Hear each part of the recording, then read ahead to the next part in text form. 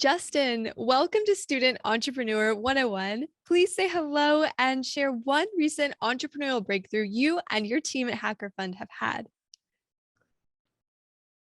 Hey folks, this is Justin here. Recent breakthrough that we've had is that in this country, you can accomplish almost anything by filing the right paperwork with the right department on time. And the government is one of the biggest employers, and we have had an amazing breakthrough for all the people that we serve, and we make grant funding accessible for technologists. So it's been a great time to have that kind of a breakthrough. Awesome. Awesome. Well, Justin, thank you so much for coming onto this show today. Let's start our conversation by talking about your story. If you can start by sharing some background and telling us a bit about yourself. Great. Well, where do you want me to start? Is there a Um, place to start specifically? Because the timeline can go pretty far back. So sure. Let's talk about what set you on the path to entrepreneurship. okay, cool. So I think I was I think I was always pretty entrepreneurial, but I would say that, because I was the kid with the lemonade stand in middle school. But I think that what really set me on the path was it was the extracurriculars that I was a part of during high school. I was in first robotics, and then I was also in DECA, which is an association for marketing students, and then I was like really deep in the CTE program. I was the kid at the career center, trying to look at resources, that were beyond what college might provide me, and it turned out to be that is the wave to ride. And so here I am. I think that it was the resources I had as a high school student. I went to Beverly Hills High, and it was really awesome to have the kind of resources through the teachers. It was the teachers. It wasn't that we were a school that had a lot of money per se or be able to afford certain resources. It wasn't that. It was the teachers that were really focused on showing us what entrepreneurship could be. I'm a professional grant writer right now, professional fundraiser, and I didn't realize that my teachers were actually teaching me how to do that while I was in high school. I was raising money for the high school robotics team and raising money for my own travel. And the money's going into a bank account that is a school's bank account. That's a 501c3. You can donate to it. I run Hacker Fund. We're a 501c3. Now you start connecting the dots and you're like, wait, Yeah. you know, the teachers have been baking this cookie for a while, Mhm. not telling us what they're putting into the dough. Yeah. Yeah, awesome. And you bring up a great point there. Like mentorship relationships, especially with teachers or professors, throughout your educational journey, they can have a big impact on shaping, your start and maybe your introduction to entrepreneurship. So that's so amazing that you had that those resources early on in high school and that support system to, you know, get you on the path and get you to where you are today. So that's awesome. Absolutely. I mean, there's a quote by Isaac Newton. It's like, if I could see further, it's by standing on the shoulders of giants. So Mm, I was very fortunate to have really amazing, accessible giants that made me feel like it was safe to be an entrepreneur. That's something that a lot of folks, when they're starting anything, entrepreneurship is almost in anything when you're trying to start something from nothing, 0 to 1. And so I think that is kind of where Hacker Fund even draws its inspiration, is by finding the mentors who can be the giants for the kids. absolutely. Absolutely. And let's just dive right into the ideation process behind Hacker Fund. What was the inspiration? If you could share maybe the moment of inspiration, where were you? Who were you with? And what was going on at the time? Absolutely. So I guess we can start. I was at Major League Hacking. I was at Major League Hacking at the time. I was their coaching program director, and so I was tasked with designing what is now a worldwide evangelism organization that's just like evangelizing hackathons across the world. But at the time, it was we were the Collegiate Hackathon League. That's now MLH is amazing. and they're so they span so many different parts of the education sector. But at the time, it was like a collegiate hackathon league, and I joined after doing LA Hacks and Hack Tech here in Los Angeles. And I was like, I reached out to the CEO and I was like, Swift, I need to be doing hackathons. Like, if you don't hire me, I'm going to be doing them on my own. And then he and he hired me, and it was awesome. I was traveling across the nation to do hackathons and evangelize the community. And this was when the collegiate hackathon scene was just like starting to boom, kind of like how skateboarding boomed. It's like so similar. Yeah. You have like your stickers on your laptop the way you have like your stickers on your skateboard. Um, and at the time, I was at Georgia Tech. It was Hack GT, and there was this student that came up to me. He like built some kind of like a hologram, some like hologram, and it was like he was winning. He's gonna win the hackathon, and he's like in the top 10, and he's presenting, and he's like, man, I love this hackathon, but I can't afford to go to my next one. And I'm like looking at him, I'm like, this genius right here, like he doesn't have access to the kind of environment. The hackathon Mhm. is an environment. It's Mhm. project-based, mentor-guided, computer-mediated learning environment, Yeah. using communication studies terms.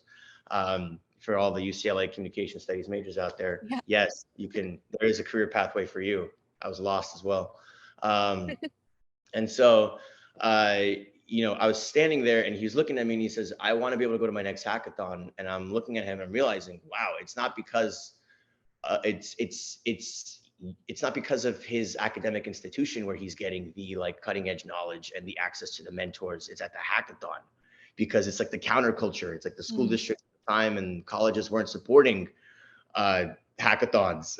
We had to Yeah. raise money outside to be able to do these kinds of events. Wow. And I was looking at him thinking, wow, what if there was a fund to help him get to his next hackathon? A fund for hackers.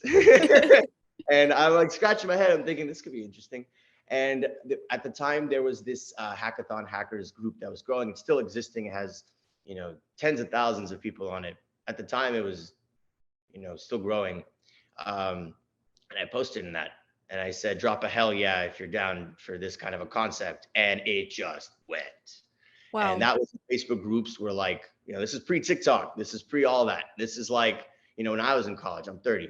So I was 20, I was 22. So it's like right as I graduated. This is the summer after college. And so like around the time where this was starting to this is like where the Facebook group was popping. And so, uh, yeah, the Facebook group was like the launch, and it was just validation. It wasn't because like we just wanted to, like I had this idea and I'm like, oh, my ego wants to do this idea, let's make it happen. I want to be the CEO. It's like sexy to start a company because I saw the social network. It's like Hacker Fund has morphed from what it started as, but it always has been a servant of the community. And that's what I realized. There were so many people like this Anthony who was looking at me and saying, I want to go to CalHacks. I can't afford it. And I'm like, we're Mhm. going to figure this out for you. Yeah. Wow. Awesome. That is an amazing story. And, you talk about the importance of the community and the mentorship. And, a lot of the work is pairing young students, young hackers with mentors from places like Google and Microsoft and, experts in the industry. And so, you place a huge emphasis on the mentorship relationship at Hacker Fund. And, thinking back to your own journey, how has mentorship played a role in your early days as an entrepreneur? I know you mentioned this before, it started early on in high school. But how have, mentors in your own life supported you in building spaces like Hacker Fund?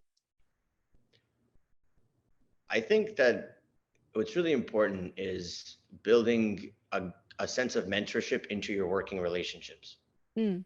And I find that my board chair has been a big mentor for me at Hacker Fund, and like she's at Hacker Fund, but she's become a mentor for me at Hacker Fund and outside of my life as well, because there is an experience gap, an age gap, just a life gap. And I met her. Her name is Patty. I met her when I was just going to my first conference, I believe, for fiscal sponsors.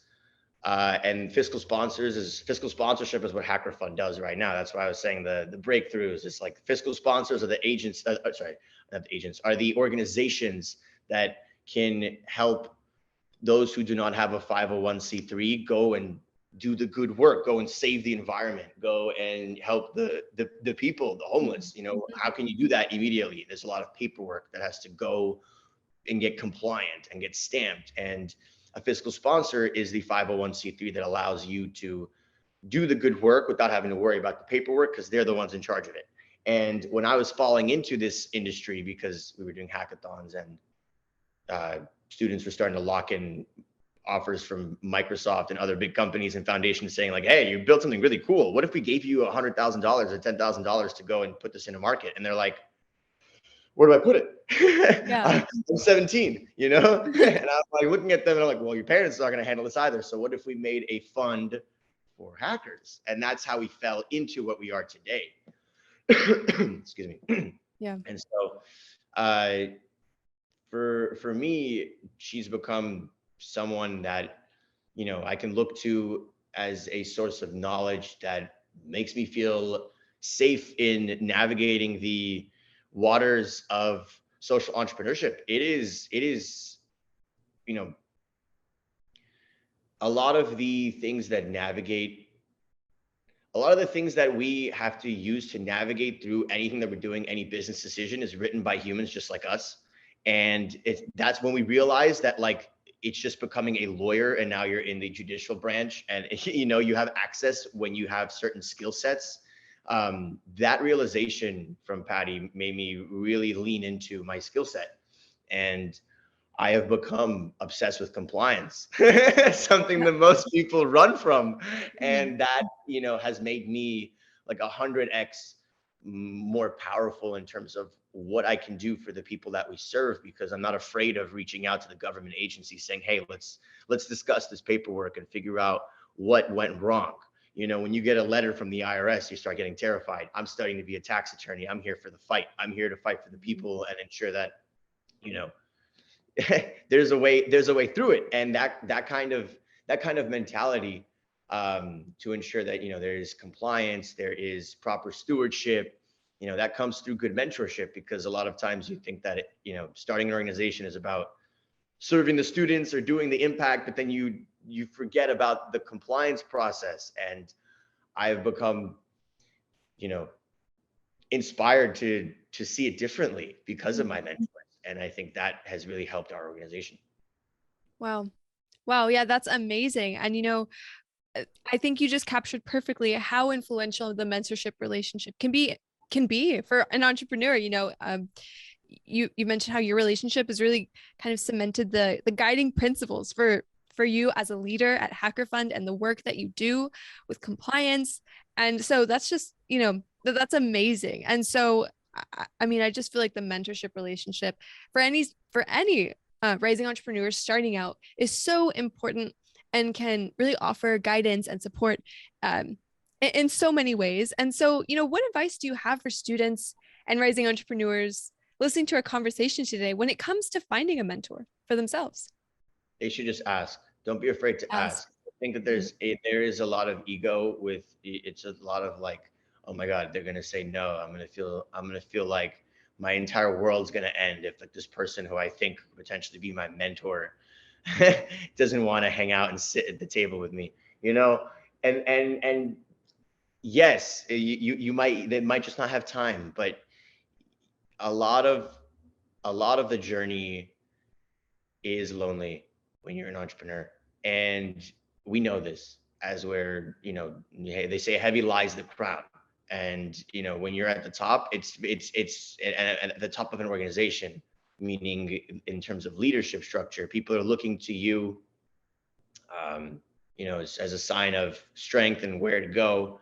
And then your board is looking to you as a sign of like, can you execute? And your customers are looking to you as like, we just paid you money. Or donors are like, hey, we just gave you money to do XYZ. So there's a lot of it's almost like therapeutic to have somebody to talk to. And now as I am getting older in and having more entrepreneurial experiences, I'm finding that my therapy is coming from mentoring people that are younger than me. Mm. Because there's something in when you are there's like if you know when a person has suffered trauma and they're trying to heal through trauma, they tell them oftentimes to go and volunteer, because you start it through your service, you heal. And there is something to be said about instilling that in the conversation. A lot of us, entrepreneurs, especially, I'm one of the founding members of Bruin Entrepreneurs, and now I'm 30. That's right. I was on campus at Kirchhoff, thinking about like, oh my God, I want to be this kind of an entrepreneur. And that, like, I want to be this kind of an entrepreneur, whatever that archetype was, has changed over the years because of, all the things you experience, the business traumas, all the things, Right. and then you look back and you're thinking, wow, I can actually be a mentor for other people. So to the advice to the students that are out there sitting at Kirchhoff, don't be afraid to ask people who you think might be out of reach, because you'll be surprised how excited they might be to lend a hand, because you have no idea what they might be going through. And it's nice to be able to, like, even hop on a podcast right now. I was late to this podcast because I'm putting out a fire. And right now I'm already feeling better about the fire, just because I'm able to speak to, having a conversation with the next generation right now. I don't know who's listening, but whoever might be listening will at least know that I'm a kind of mentor that you can reach out to, and there's a lot of me. So don't be afraid. Yeah. Yeah, that's awesome. And for those of you listening, I hope you're taking notes because Justin is sharing some great information here. um, thank you. Thank you. And a lot of what you just mentioned, circling back to, the 501c and like fiscal sponsorships, you've had experience raising millions of dollars, for social impact projects, and raising money. It's a necessary step and a crucial skill for all entrepreneurs. So can you talk about your experience of funding and entrepreneurship? How did you get started raising money for social impact projects? Well, I guess the most relevant to the students probably listening is when I was sitting at Kirkhoff, like trying to figure out, like right outside, trying to figure out like, how do we raise money for a hackathon, Mm. right? And it was, a bunch of us from Bruin Entrepreneurs, and we're sitting there and thinking, okay, well, how did the folks at Michigan do it with MHACs? Yeah.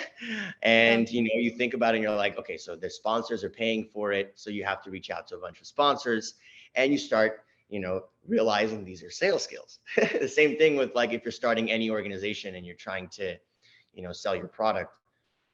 Our product was a hackathon, right? That's what we were selling, and we raised a lot of money.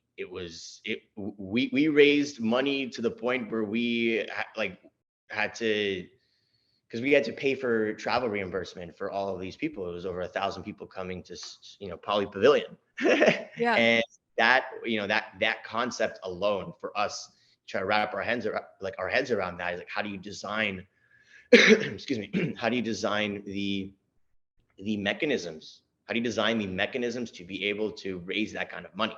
These are the kinds of questions that a professional fundraiser, I, as a professional fundraiser, separately from Hacker Fund, I have a company Mhm. called Dogtown Fundraising.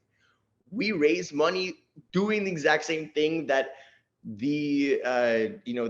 we did when we were sitting there at like trying to plan LA hacks. We were like, how do we raise this money, right? And it is about designing the infrastructure, the process, the materials, the pitch deck, the donor prospectus. What does a sponsor get in return? Logo acknowledgement, token gifts. All of these things now are a big part of my career as a professional fundraiser. Mhm. As professional fundraising counsel, we know our clients come to us and they're like, how do we develop these materials to go and raise $200,000 to do a hackathon type event where a Microsoft might want to sponsor a booth, right? So for all the folks sitting here listening that might be Bruin Entrepreneurs, and I'm your fundraising advisor, so you better get moving. But beyond that, it's like there's the experience that we had, through Bruin Entrepreneurs and just like raising money for LA Hacks or the other hackathons. Um, it's the art of solicitation. You're soliciting people to want to do good. You're not asking them, give me money for charity just because for the sake of giving money to charity. Or for a tax exempt org, UCLA, the money was going to UCLA, which is tax exempt. That's charitable, educational, scientific. Mhm. Those are now legal terms, but when we think charity, quote unquote, we think of just like, helping the needy, and that's only charity. Charity is a legal term that encompasses all the things that you probably do with, on campus, even like the UCLA Medical Center, you can donate to that. That has a foundation separately. All these different things. You start discovering it when you start realizing that like everything is run by paperwork and you're just like a college kid. You're able to file stuff and ask different departments for different money. Microsoft may have a philanthropic group, they may have a foundation. These are all different places where you can ask for buckets of money. You may just ask the marketing department because they want to market, Azure. And that was a separate conversation. That was something that, Microsoft has been a long time funder of HackerFund and all the projects that I've done separate from HackerFund or tangential. Mhm. And it's always been different departments because Microsoft wants to do different things, and organizations like that have different goals of changing the world, and they want to inspire, and they have different vehicles for it.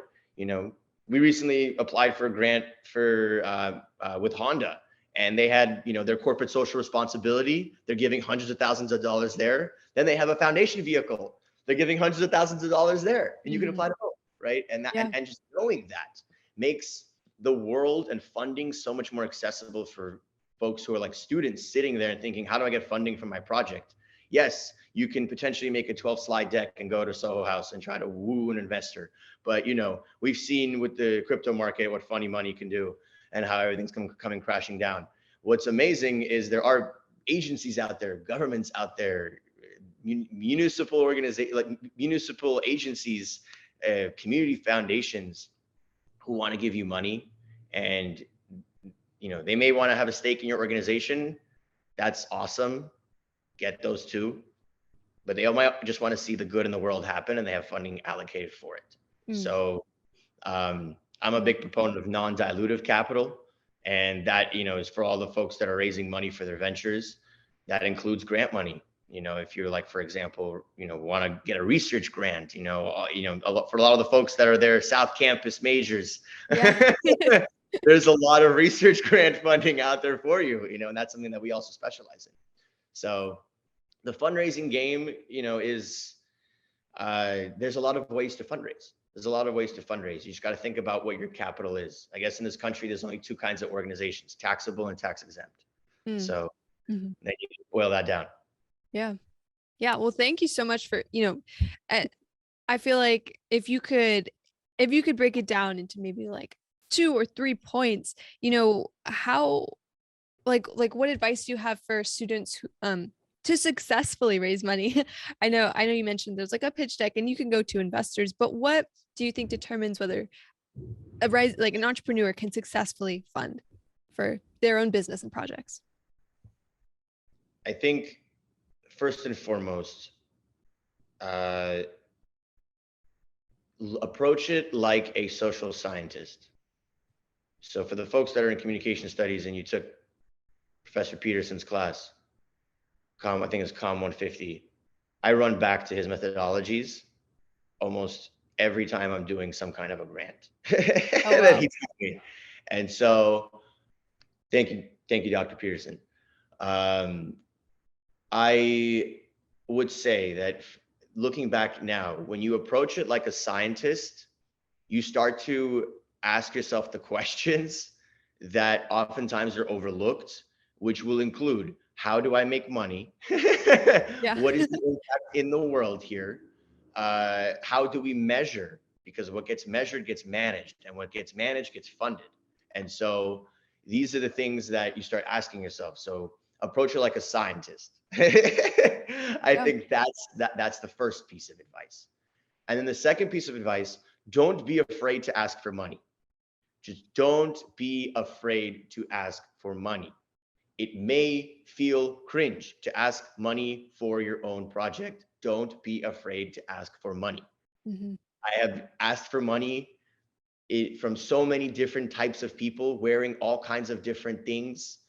I have asked for money in a onesie. We literally work with the mayor's office in a cat suit. We have asked for partnerships from Will.i.am. I'm standing in a cat suit. He's asking me, where do I get a onesie? I'm asking him what his spirit animal is. You can ask for money. Don't be afraid, because if you don't ask for money for your project, somebody else will, and will hire you, and you will work for them, and you'll be the workhorse for their dreams. So don't Mm, be afraid to ask for money for what you want to see happen in the world. yeah.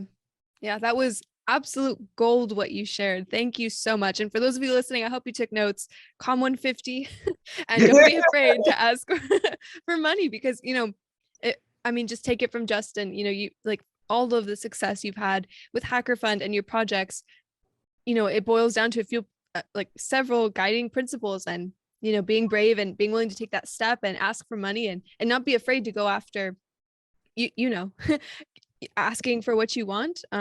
Yeah, that's so important, so thank you. Yeah. Absolutely. Just to give people a quick TED talk that really changed it for me. This guy named Dan Pallotta. He's incredible. He's a professional fundraiser.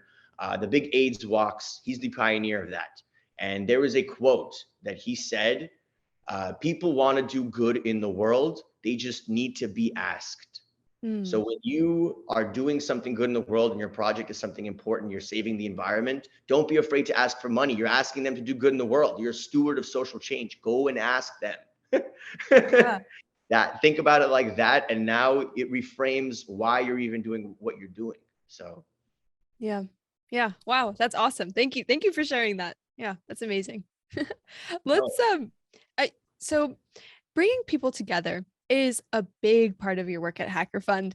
And there's you emphasize the importance of community building in the entrepreneurial space, in all of your work. And so can you talk about your experience community building and being so involved in the startup ecosystem?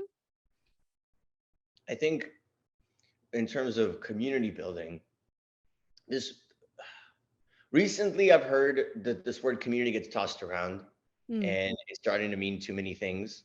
And I think that, because now it's like, oh my God, I think I saw this on LinkedIn, minimum viable community. I like grabbed my head. I was like, oh Lord, is this where we're going now? We're having buzzwords like that. This is like the SoCo-Mo of my age. Right. And I'm just like the big data. Now it's like minimum viable community. It's like, yes, we need to look at them as, like that's like almost like a fancier next gen way of just saying users, and you're like looking at it as, it's almost like taking this term and being disingenuous. I mm, think that it's not just like community, it's the term community organizing. mm, Obama talks about this with his campaign. When I was at Nextdoor before MLH, I worked at Nextdoor. I was their field organizer and I was basic field organizer was basically a community organizer, which was basically they took the Obama campaign adaptation and they took the Obama campaign and adapted it to getting a social network for your neighborhood adopted by the neighborhood. And they sent us out, hundreds of us across. I graduated UCLA a semester early, and I was already employed at Nextdoor before I walked. mm, And a big part of me getting users was I was skating around and I'm like, yo, download Nextdoor, yo, download Nextdoor. And mhm, uh, I was basically user acquisition, uh, you know, like I was like a growth engineer, user acquisition specialist, whatever you want to call it, right? But basically, I'm getting users, and I'm supposed to go from Hollywood and Highland all the way to the Palisades, and I have to get users there, and I have to get people to sign on, and I'm looking at it like, how do I get these people to sign on? And you can look at neighborhood councils, because you're like, there's a lot of neighborhoods involved, maybe police departments, maybe you get like partnerships with the mayor's office. And the reason I'm telling the story is because it's like beyond, like, this is a community app. So it's like people are tossing around community. I'm like literally talking about a community app. So it's like inherently this is built in. So what about this community, right? So now you have to dig deeper. It's like you have to do some soul searching about why it's important to be talking about community. And I remember the VP at the time, she was saying, we're bringing the community back to the neighborhood. And I was like, oh, you put a destination. You put a destination on what we're doing. And Mhm. that really made me realize what community, what you're supposed to do in the community. You're supposed to organize a community. A community is meant to be organized. You know, before you mobilize, you got to get organized. And Yeah. so that's what community is supposed to be. It's supposed to be an organization of human beings that want to do something. There has to be a destination for them, right? And so with everything that I've done since then, I've realized that there is a community to be organized, right? And I served on the Venice Neighborhood Council. That's a community to be organized. Venice is a very vocal community. Mhm. And um, at Hacker Fund, the community is the mentors. We organize the mentors. What does that mean? I bring them together the way that a fraternity or sorority on campus at UCLA brings them together, but they're bringing them together around philanthropy, specifically to go and teach kids. It's like these mentors are coming from a bunch of different companies, the same way you're coming from a bunch of different majors, but you're all in the same house potentially, right? Mhm. And they're coming from a bunch of different, Apple, Google, Microsoft, SpaceX, but they're all coming together in a community, but they're being organized to do something, to Mm. go and teach kids in Ventura County, to go and be in a onesie and teach JavaScript, right? And that is what they're doing. Then afterwards, they go and get organized to go to a social, and they hang out and they build relationships. And then, maybe one person gets laid off from a company. Now that a person, they go to another company. People are taking Hacker Fund with them because we've organized them to become a community that is beyond just community.domainname.com, right? It's like Yeah. it's the identity that they carry with them that has been organized. Mm. Yeah. Yeah. Wow. I mean, you just shared so many important points there. But and one being, you know, in entrepreneurship, as a business owner, as someone leading, a startup, a foundation, it's so important to define what does community mean? And it's important to know it's something that needs to be organized, right? Something that needs to be developed to build a mutual identity and That's vision. And that's so important, especially in entrepreneurship. So I'm so glad you drew that distinction because yeah, I feel like a lot of time, like what does community mean? It it's thrown around a lot. And so yeah, being able to define it is so important when bringing together, your audience, your members, your mentors. So yeah, that's awesome. Thank you. I think that goes back to just approaching it like a scientist, Mm. right? That first Mhm. point, like you just said, you have to define it, right? Scientists need to define what their hypothesis is going to be, but the hypothesis is based on background research. There's what are you measuring? What Yeah. the community is meant to be organized, but in what sense? Mm. What are you trying to do? What are you trying to accomplish here? Yeah. Yeah, absolutely. And you talk about a lot about organizing and bringing people together in spaces. What some of the spaces that you've hosted events in is LA Tech Week, for example. And if you can talk a little bit about this, why are spaces like this so important for rising entrepreneurs? And what steps can individuals take to get more involved in events like this? Yeah. So was LA Tech Week was an event that uh, took place, and it was a lot of it was like a lot of organizations were rallying to organize things around LA Tech Week. We were focused specifically on the hackathon and making it a hackathon about making LA, topics like how can we help the environment, how can we protect, how can we help the disadvantaged, how can we educate the community, really focusing on the very impactful vectors that we need to address as LA is doing LA's thing. Right. And so, uh, you know, spaces that there is the four walls physically, and then there's the virtual space and the mind space, the brain real estate. Hackathon hackers, for example, the huge Facebook community I was talking about. The hackathons were just the places where this virtual space happened to meet. It was like Woodstock for hackathons every single weekend. This happened to be the festival you're going to is like the Friday to Sunday is like your hackathon that you're going to weekend over weekend. that is the way it was at one point. And Mhm. so, you think back to, you know, the four walls, and you start to think, what happens beyond these four walls, right?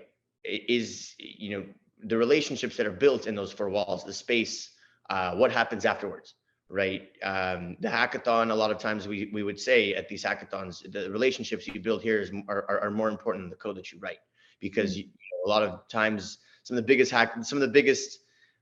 companies I've seen, them prolific hackathon projects, and it's because of the relationships I've seen get built, because co-founders are met, and there's this uh, there's this like LA Tech Week hackathon, for example, was kind of reviving that feeling, because Mhm. that's what Hack Tech was and LA Hacks was bringing all these people together around innovation.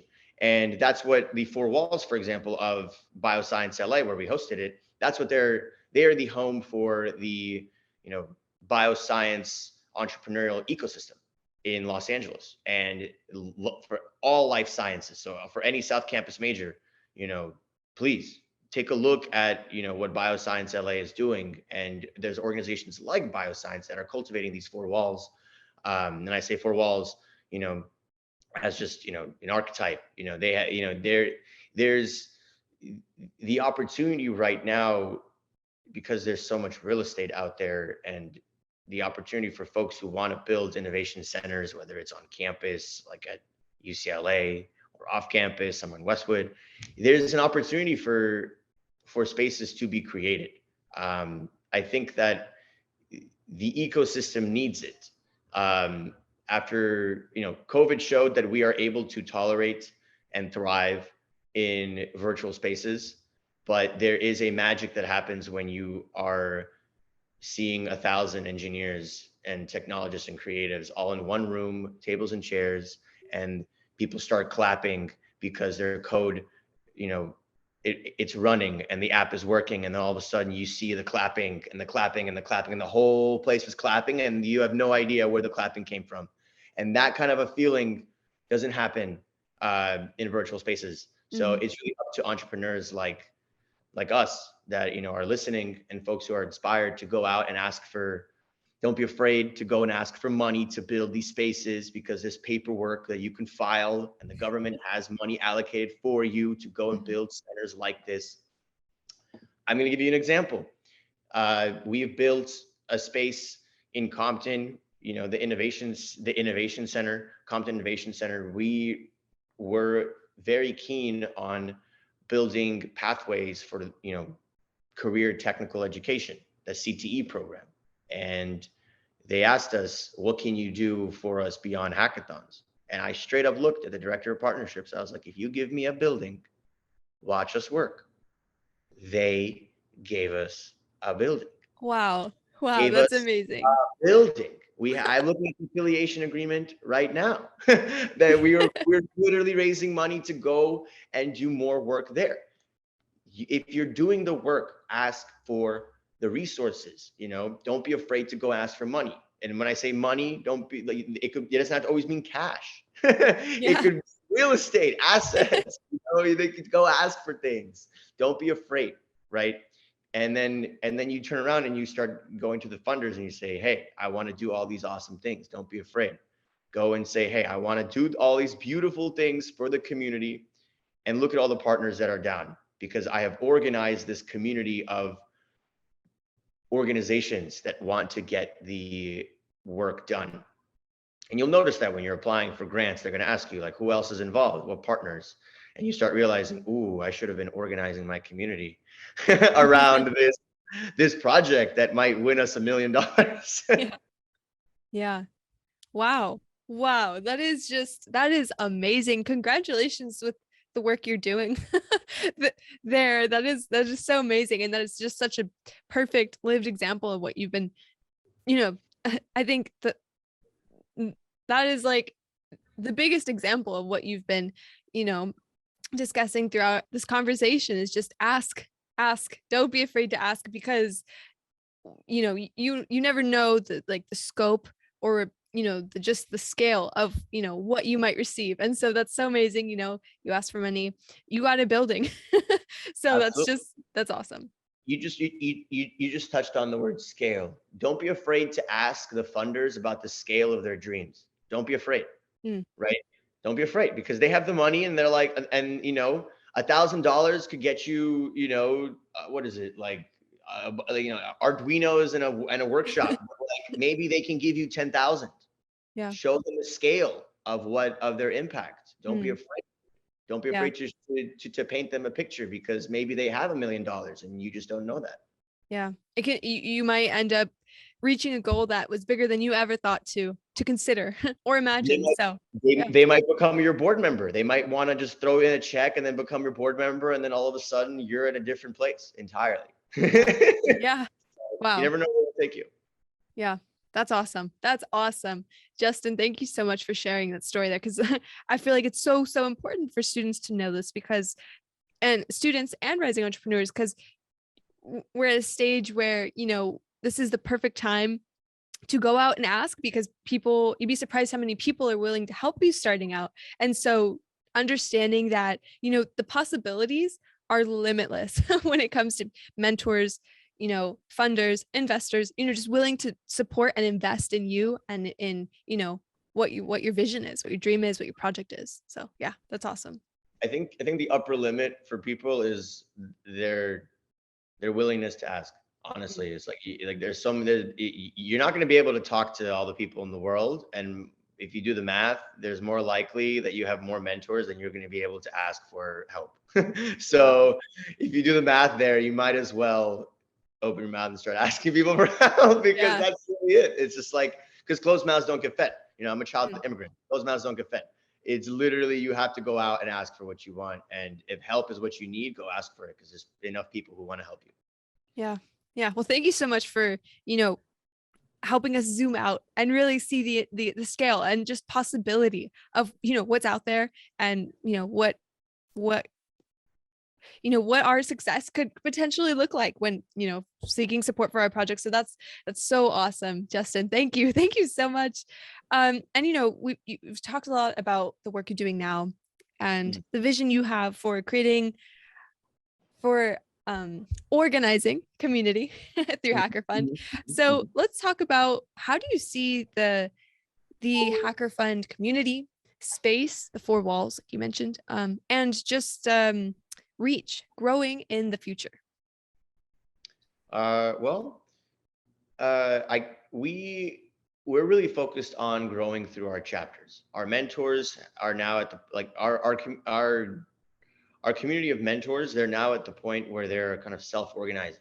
Um, we've built the framework for them to be able to take the tools and replicate a lot of the outcomes using the inputs Mm, that we have laid out. Like if you do XYZ and you throw this hackathon for 1,000 kids, you will probably see this within 2 years, mm, right? Because we just turned 8 years old in October, and now that's basically a student's full 4 years of high school and full 4 years of college.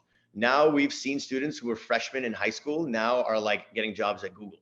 And these were kids that, first lines of code were at a hackathon we saw, right? So now we have the paperwork to be able, the paper trail, the stories, the delta to be able to show someone who can just take, um, you know, a set of resources and run with it.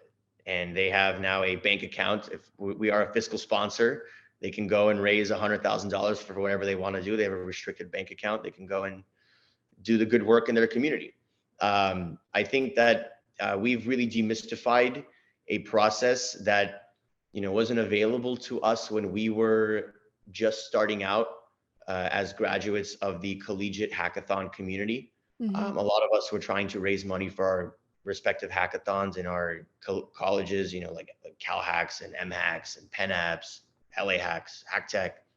And then you start looking now, it's like every single school is probably going to have their own hackathon within the next 5 years because now there's almost every prestigious school has their own hackathon.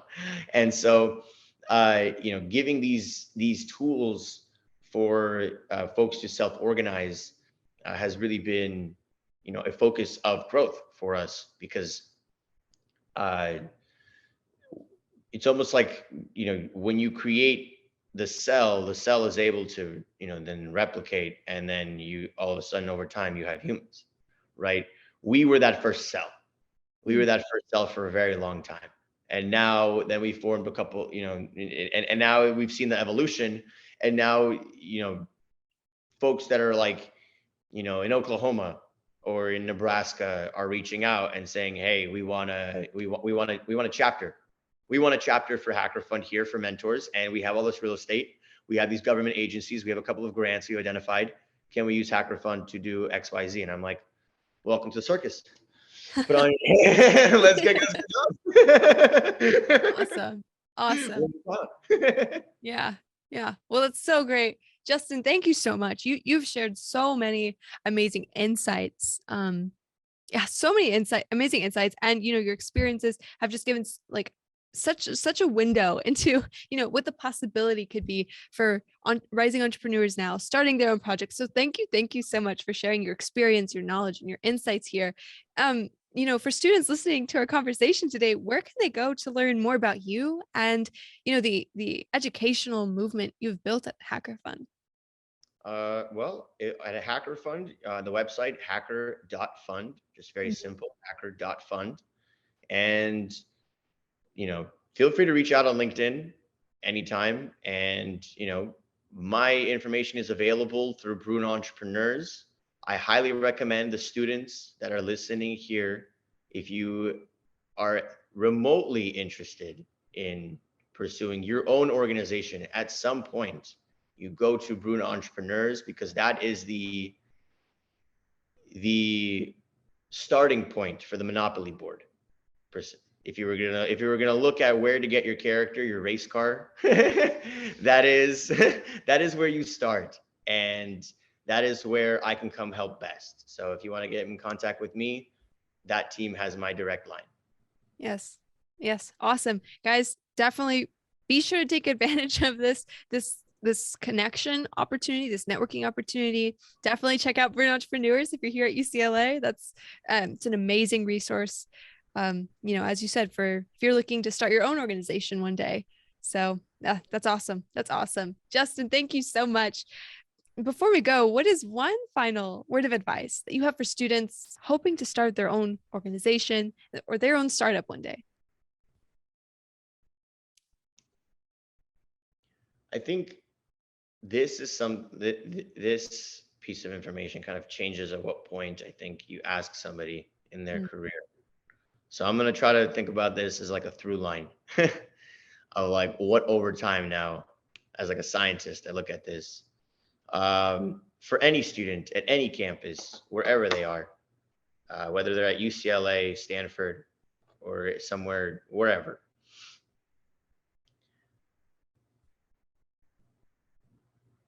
don't be afraid to make the structure of the education system that you're in work for you.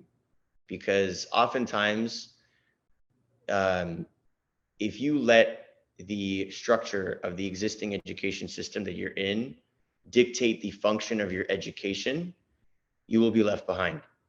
Mm. And I did this at UCLA because I wasn't able to get into the engineering major because I had too many units, and they said you had to graduate. But I said, hey, I want to study computer science. I'm passionate about technology. And that led me to founding LA Hacks and Hack Tech and organizing these hackathons that ended up creating these systems that I now am promoting and now are helping get people jobs at Google, Apple, Microsoft, etc. So when you're on any campus and you're looking around and you're seeing just the system in front of you, look beyond the four walls of the classroom you're in and look at the function of why you're there and why the departments around you are built. Because oftentimes it's the data that's being presented to you by the department that dictates how you see it. Because you may go to, the Stanford Center of whatever they're studying, and it's because the professors there are and whoever's running that center is presenting the research body of work that is there to you in that way. But you could be that researcher too. Mm. And you could go and take that same body of work and build your own structures. I did the same thing when I wasn't able to go and there was no entrepreneurship major at UCLA. Mm-hmm. Now there's an entrepreneurship minor. When I was there at the time, what did I have? What did I do? I ran over to the business school and would just take photos of people's syllabus and then go and find their books and then be like, all right, well, kind of got the same thing that you do. And then I can go sit in the back of this class and then kind of got the same thing you do. And now, okay, well, I got the same thing you do. Where do I go next? Right. And that is that question. So that one piece of advice is like, create your own pathway. Create your own pathway given the system that's available to you. So you can create your own function. You can create your own system to achieve the function of your education. Mm. Mm. Yeah, I feel like that is so. Thank you so much. That was gold. I think a lot of students need to hear that, especially because just know you control your experience. It is completely up to you, and taking advantage of the resources you have, the opportunities, the network, the space. That leaves so much opportunity for an amazing experience, an educational experience, like your story about the business school, and just taking advantage of that. There was no major, so what did you do? You went right next door and tapped into that resource. So that's so awesome. That's so awesome. You're a customer. Don't forget, when you're a student, you are a customer. You are paying tuition. And if you have a full ride, somebody's paying your tuition for you, because someone like me wrote that grant to underwrite your education. Somebody is paying for you to be there. And if you have these loans, you better get the value of your education while you're there, because if they don't have the major for you, you're still going to owe these loans back. Absolutely. Absolutely. Justin, thank you so much for being here today. You have shared so many amazing insights and just stories that I'm sure have inspired everyone listening to our conversation today. So thank you so much. I wish you the best of luck with the future of HackerFun. Thank you so much, Rose. It's a pleasure being here. And please reach out on LinkedIn. Happy to connect with any students who want to surf the waves of entrepreneurship. Absolutely. Awesome. Well, thank you so much. Can't wait to see how far you go.